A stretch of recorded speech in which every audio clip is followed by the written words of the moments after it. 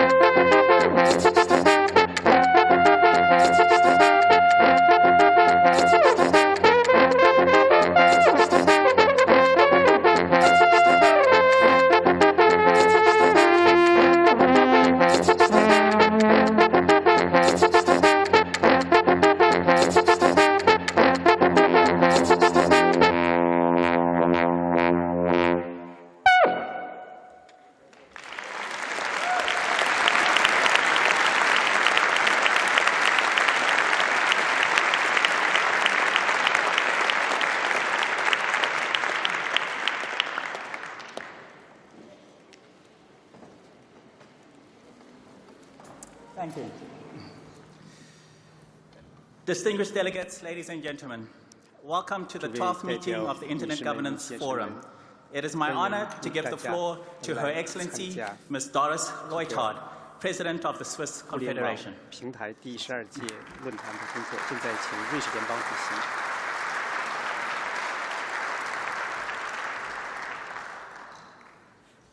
Mesdames, Messieurs les chefs d'État et de gouvernement, Excellences, Mesdames, Messieurs les ministres, Monsieur le secrétaire général de l'UIT, Madame la directrice générale de l'UNESCO, Mesdames et Messieurs, je suis ravie de vous accueillir ici à Genève pour la 12e Forum des Nations Unies sur la gouvernance de l'Internet.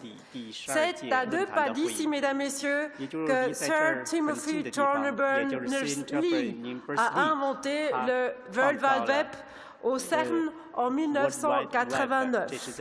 Et c'est ici à Genève que furent lancés en 2003, dans le cadre du sommet mondial sur la société de l'information, un nouveau dialogue international et un nouveau concept politique, celui d'une gouvernance d'Internet multipartite. Pour la première fois dans l'histoire des Nations Unies, les États ont invité le secteur privé et la société civile à participer au débat sur un pied d'égalité.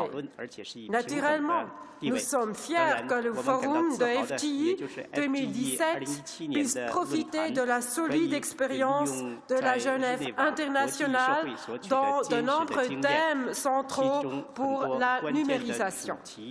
Aujourd'hui, ce forum représente l'une des plateformes majeures pour permettre un dialogue entre toutes les parties prenantes dans un format inclusif, interactif et ouvert sur tous les aspects liés à l'utilisation de l'Internet et aux principes de sa gouvernance. Le forum a réussi à faire inscrire de nouveaux thèmes relatifs à la gouvernance de l'Internet dans l'agenda international, grâce à des partenariats et en facilitant des solutions au sein d'institutions existantes. Excellences, Mesdames et Messieurs, l'avènement du numérique transforme de manière fulgurante le monde.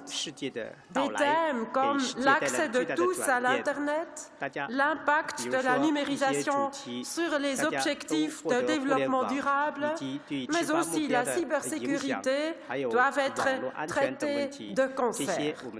Le dialogue est essentiel si nous voulons matérialiser une société de l'information à dimension humaine, inclusif et privilégiant le développement conforme à la vision formulée par les sommets mondiaux en 2003 et 2005. Les valeurs et les principes de la coopération et de l'engagement multipartite demandent un investissement de toutes les parties concernées, qu'il s'agisse des organisations internationales, du secteur privé, de la société civile, de la communauté technique et universitaire, des agences de l'ONU ou des gouvernements. Les clés résident dans une coopération constructive, l'amélioration de l'échange d'informations sur les projets en cours, l'identification conjointe de thèmes et d'interfaces intersectorielles pertinents, ainsi que des partenariats forts entre tous les acteurs. Au niveau national, la Suisse s'est dotée de 2 instruments.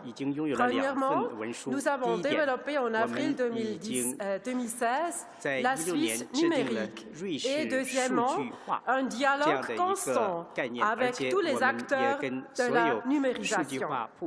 La stratégie Suisse numérique indique comment et dans quel domaine les autorités, l'économie, les milieux scientifiques, la société civile et les acteurs politiques doivent collaborer afin que la Suisse puisse tirer pleinement profit de ce processus de transformation et que toute notre société peut profiter de ces développements. Simultanément, un processus de dialogue national mettant en réseau tous les groupes d'intérêt concernés a été mis en œuvre pour favoriser la collaboration de tous les niveaux de l'administration avec les représentants de l'économie, de la société civile, du monde politique et des milieux scientifiques. Un petit IGF au niveau suisse. Et je peux vous dire, les expériences sont vraiment très bien parce que cette idée d'inclusivité, du dialogue, avec tous qui ont quelque chose à dire, ça me plaît beaucoup et j'espère que ça vous plaira aussi. Au niveau international, la Suisse est fermement convaincue de l'intérêt d'investir dans un système multilatéral et multipartite qui fonctionne, notamment dans le domaine de l'Internet. L'idée de renforcer la coopération entre les gouvernements et avec tous les acteurs ne date pas d'hier, mais elle se concrétise encore trop rarement et souvent de façon inadéquate. La mise en réseau de tous les acteurs ne fera pas tout. Il faut aussi une ouverture d'esprit et le respect des valeurs et des besoins de tous les groupes d'acteurs. Il faut trouver de nouvelles manières de connecter les acteurs, de leur fournir des véritables occasions d'échanger leurs expériences et leurs meilleures pratiques et s'aborder les défis auxquels ils sont confrontés. Si on ne trouve pas des plateformes de dialogue, si on ne trouve pas des pratiques que tout le monde adapte et qui convainquent, autrement la politique un jour va réglementer. Et c'est pas ce que nous voulons. Nous voulons la liberté et le dialogue et un consensus de ce qui est important, de ce qu'il faut réglementer, et de ce que nous pouvons faire ensemble avec des règles communes. Je suis convaincu que ce forum présente une opportunité cruciale d'approfondir notre coopération dans ce sens que nous devons saisir tous ensemble. Excellences, Mesdames et Messieurs, avec le forum de cette année, nous faisons un pas important pour renforcer ce forum clé pour l'avenir de la numérisation. Sous le titre « Shape Your Digital Future », façonnez votre avenir numérique, ce forum mettra l'accent sur les intérêts des citoyens, de l'économie et de la politique. Les thèmes que nous discuterons cette année résultent d'un processus bottom-up. Il n'y a pas de sujet tabou. Tous les sujets figurent à l'agenda public accepté par les participants. Le forum de cette année se concentre en particulier sur les sujets clés sortissant de la transformation numérique.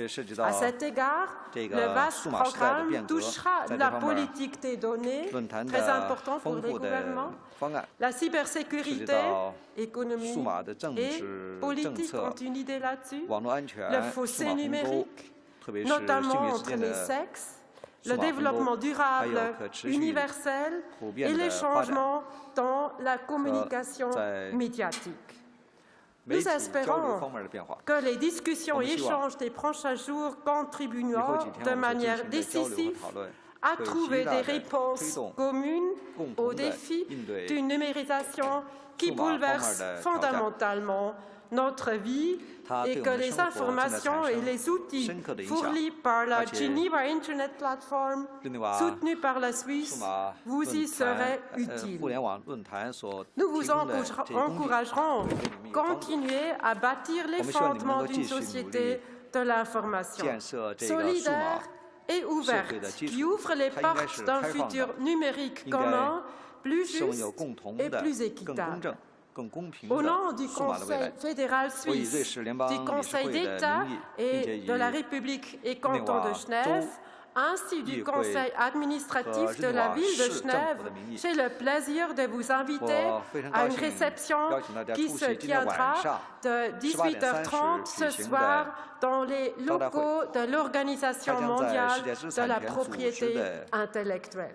Mesdames, Messieurs, Je vous remercie de votre attention. Je vous souhaite un bon séjour ici à Genève et je vous encourage d'être courageux. Merci, Mesdames et Messieurs.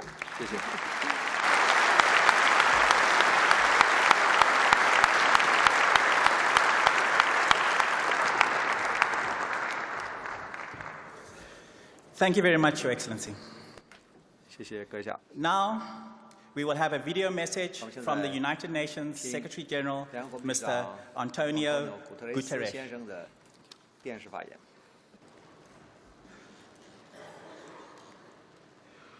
The Internet and new technologies in general have an immense role to play in helping us address global sustainable development challenges.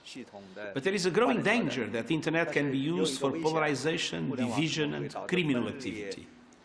We must ensure that it serves to improve the human condition.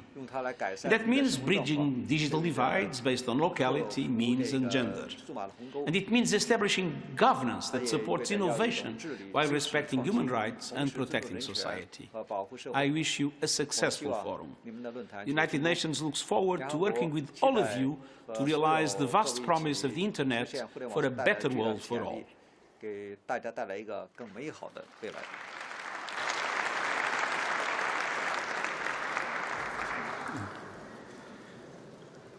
I now have the honor to give the floor to the Under-Secretary General of the United Nations Department of Economic and Social Affairs, Mr. Liu Jianmen.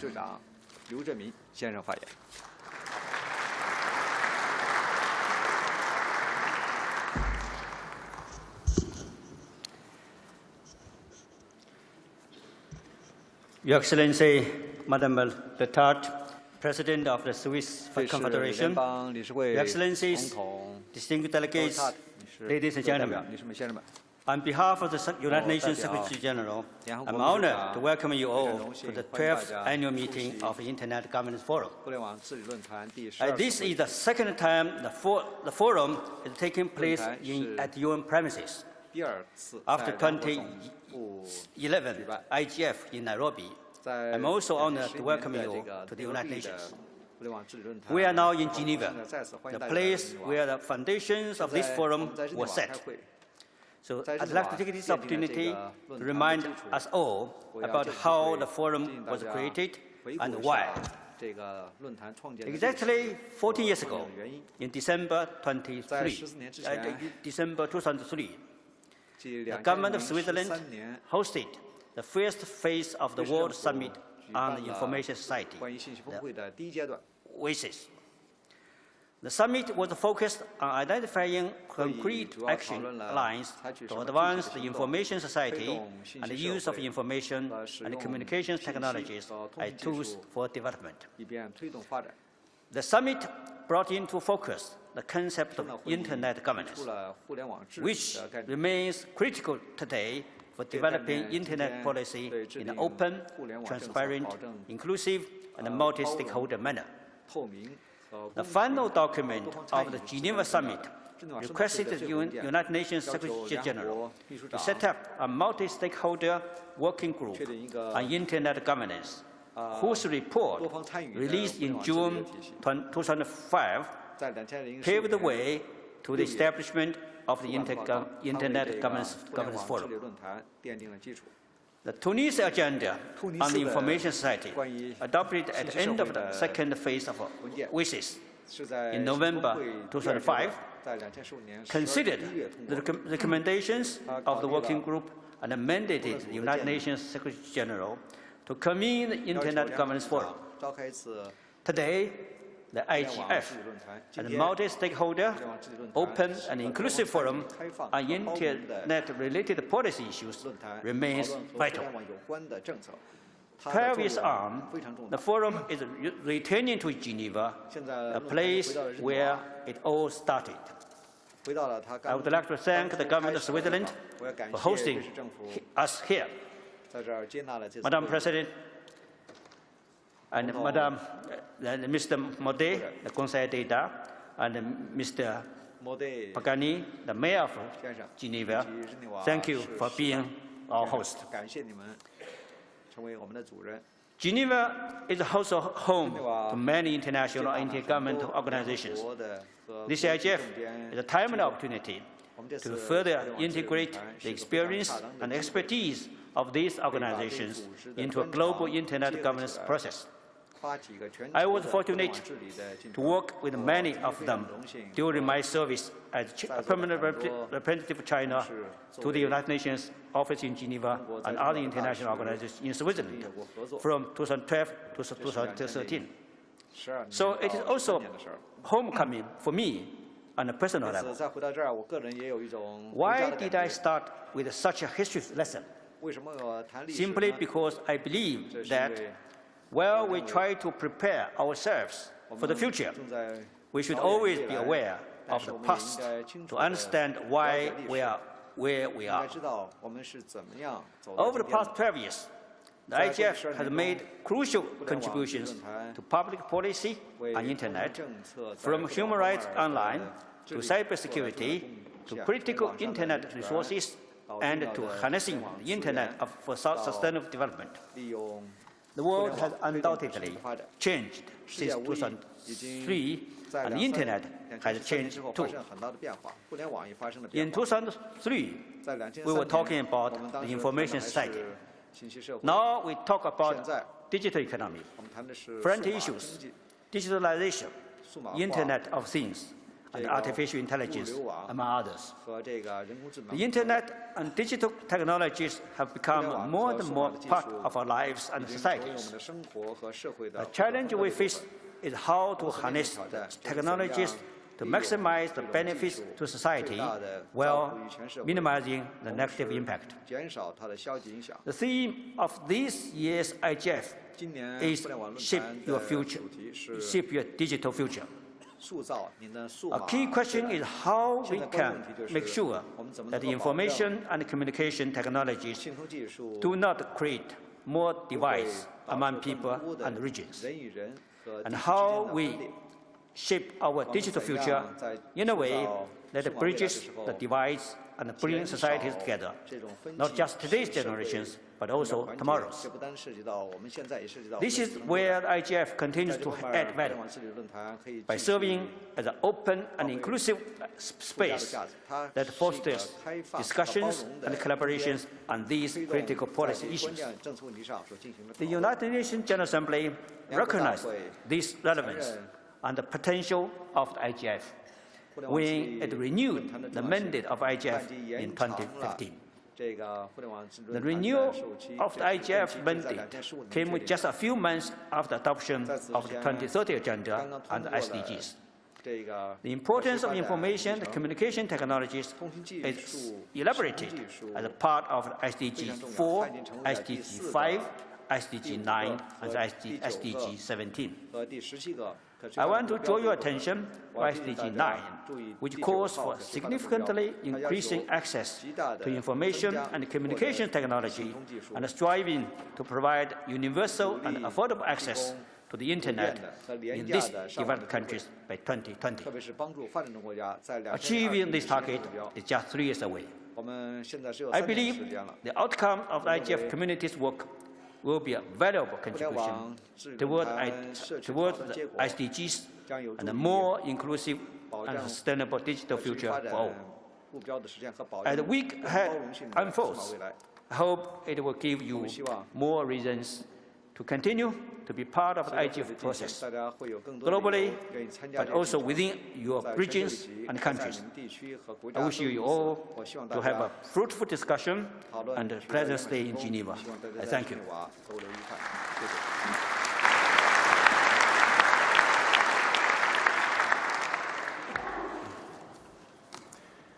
Thank you very much, Under Secretary General. I would now like to call upon the Director General of the United Nations Office at Geneva, where we're holding our meeting here, Mr. Michael Mueller, to give an address.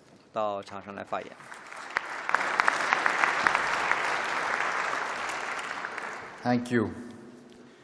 Madam President, Excellencies, ladies and gentlemen, it's my great pleasure to welcome you to the Palais des Nations today and to share some brief thoughts at the outset of this year's meeting of the Internet Governance Forum. But before I do, let me first express our gratitude to the government of Switzerland for hosting this year IGF in Geneva, which really is the natural home for Internet governance. It is the home of key actors in the digital space, from CERN, the inventor of the World Wide Web, to the International Telecommunications Union. Its diverse ecosystem and pioneering mindset makes Geneva the place where digital innovation is fostered, where digital policies are debated, and where global implementation is agreed. Today, over 3.5 billion people connect to the Internet through more than 8 billion devices. A hypothetical visitor from the past would wonder about many things in our world today, but probably nothing would take the visitor's breath away quite as much as browsing the Internet. It has compressed time and space, allowing you to speak, chat, or even see your friends in Lagos while you sit in a cafe in Milan. It can deliver the entirety of human knowledge on a single handheld device. The answer to the question of who was the King of England in 1620 or how to make guacamole are literally seconds away. But for all its wonders, the Internet and technological progress more generally has also produced a series of challenges we have only just begun to focus on. Technology has equipped some governments with the means for surveillance of almost anyone, anywhere, at any time. Technology has given some private IT companies so much power that they can even influence election outcomes. They collect so much data about you and me. They may even know more about us than we do ourselves. Technology has increased the risk of conflict as a new arms race is gaining speed in weaponized robotics and artificial intelligence. Cyberspace is a new battlefield, co-equal with combat on land, sea, and air.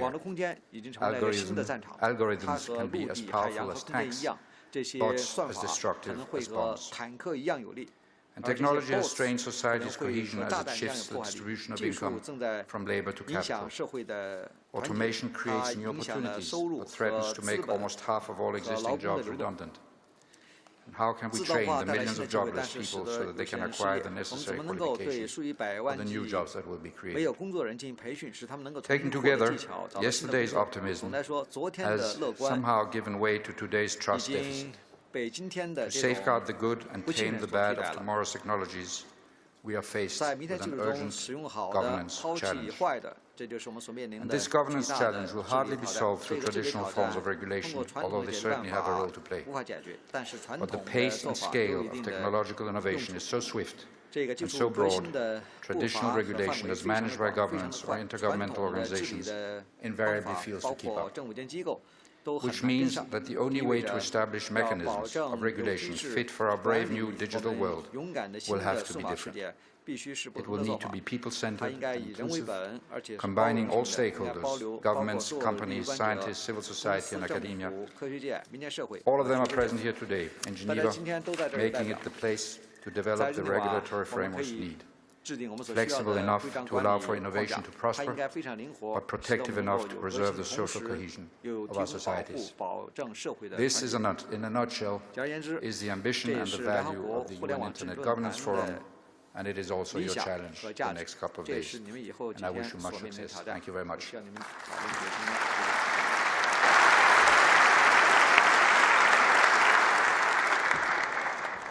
Thank you very much, Director General. I would now like to give the floor to the Secretary General of the International Telecommunication Union, Mr. Hulin Zhao.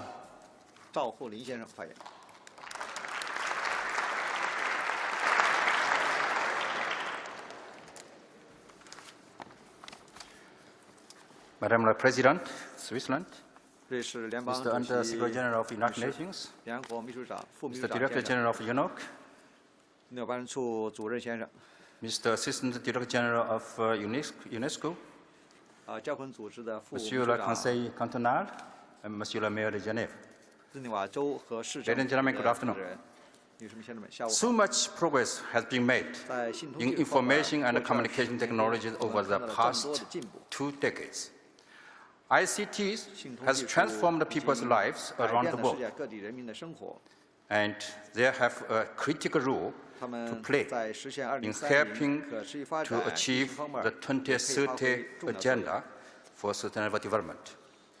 So much of this progress is thanks to the World Summit on the Information Society. 14 years ago, exactly December this month, the first phase of the WISES was taken place right here in Geneva. And the second phase was held in Tunisia, November 2005. Out of this process emerged the Internet Governance Forum, IGF, and the WISES Forum. And these two major platforms have been working side by side ever since. I'm really pleased to see the IGF this year take place in Geneva for the first time after the WISES process. My heartfelt congratulations to all those who have made it possible. It is good to see voices, faces from the government, private sector, the international organizations, NGOs, and users, and the public, all in one place to discuss Internet governance issues. ITU fully supports the open and inclusive discussion platform like IGF. We ourselves have a long-standing history of working with all different stakeholders. The WISES Forum is a good example, co-organized by ITU, UNESCO, UNCTAD, and UNDP. This forum has become the world's leading ICT for development event, and I invite you all to join our next event, March next year in Geneva. Ladies and gentlemen, as we reflect on what ICTs have achieved over the last decade and look to the future, let's remember that still 3.9 billion people are not connected online yet. As the UN Specialized Agency for ICTs, ITU's core mission is to connect the world's people whenever they live and whatever they meet. We develop global standards on communication technologies and services, manage spectrum and satellite orbits, and assist developing countries for infrastructure and policy development on ICT. We are working on a range of emerging technologies, from cloud computing to big data to artificial intelligence to the Internet of Things, and of course, 4G and 5G. By we, I mean ITU.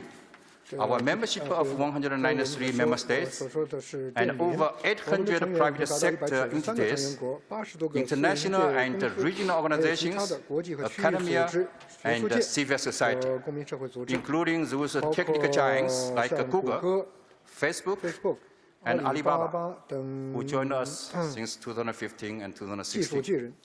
Because partnerships are essential, ITU and IGF are strong partners.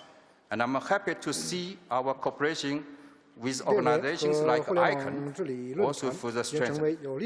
Ladies and gentlemen, cooperation is what brings us here today. Cooperation, coordination, and collaboration are at the heart of the 2030 Agenda for Sustainable Development Goals, which will shape our digital future, the theme of this year's IGF. Together, we need to face the challenges and opportunities of the digital revolution. And I can promise that ITU will continue to play its part to join all of you work on those issues. I wish you a pleasant stay in Geneva and wish you a very successful IGF 2017. Thank you very much.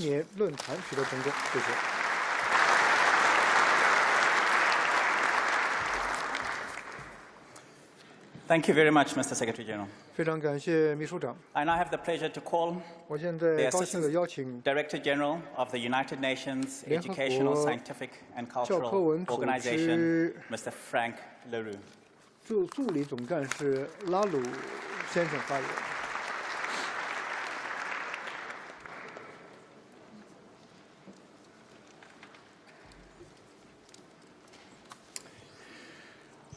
Madam President of the Confederation of of the Swiss Confederation, Under Secretary General for Economic and Social Affairs, UN representative of the UN office in Geneva, Director General of ITU, State Council representative in Switzerland, and Mayor of the city of Geneva, and all friends, women and men here present today who are joining efforts and minds to celebrate and to promote a free and open internet for everyone in the world.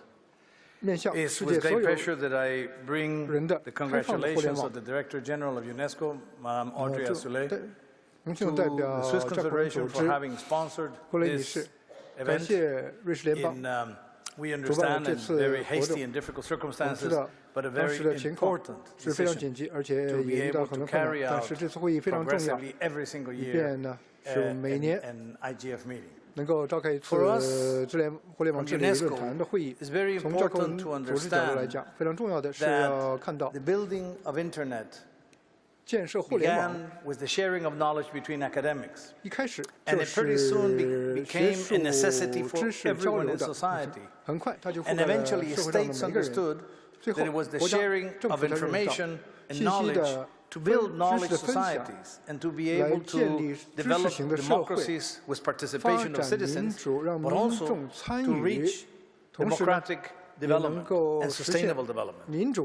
And in this process, in the WISI summit, as was mentioned here in Geneva, there was a decision to have everyone participate in a way on formulating suggestions and having a say in the policies of governance of Internet in 2006, the first IGF meeting in Athens.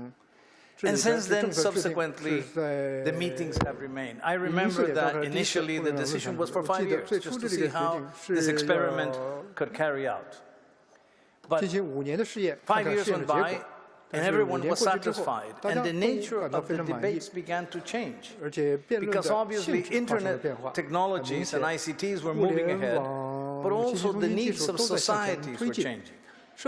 And very soon it was obvious that the Internet has a role for every sector of society, and Internet satisfied the needs of everyone, and that it was important to listen to everyone through the experts that knew about Internet, whether they were academics that began the Internet, whether they were government officials that would formulate the regulations, whether they were enterprises that would develop the inventions or commercialize them, or whether they were civil society organizations defending the rights of the people in different forms. And this became a very rich dialogue, where we were able to talk about sharing information, but with gender equity. We were able to talk about accessibility to people, with people with disabilities. Or we were able to talk about rural Internet and development in the rural areas. And progressively, the debate began changing.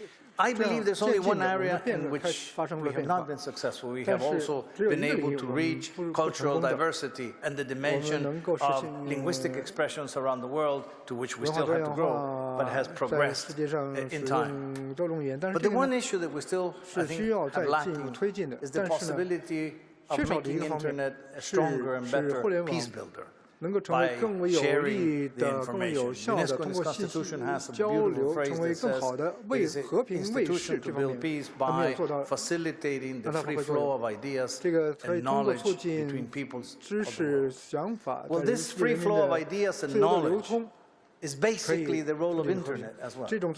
And this is why we all believe in an Internet, but an Internet that satisfies the needs of all sectors and that leaves all societies in a better stage. And this is why we keep on meeting.